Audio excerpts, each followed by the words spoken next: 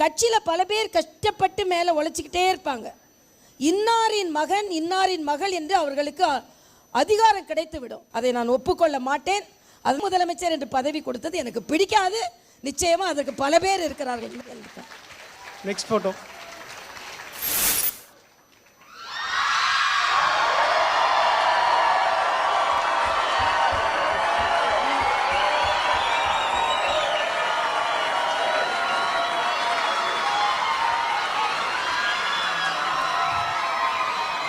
உங்களது ஆதரவு அதிகமாக இருக்குதுன்னு நான் பார்த்தேங்க.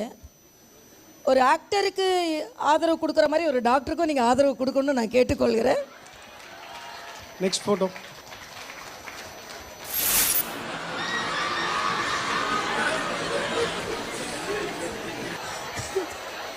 சீமான் அவர் நல்ல பேச்சாளர், நல்ல போராளி. ஆனால் இதில் மரத்தை கட்டி கொண்டிருப்பதான் எனக்கு கொஞ்சம்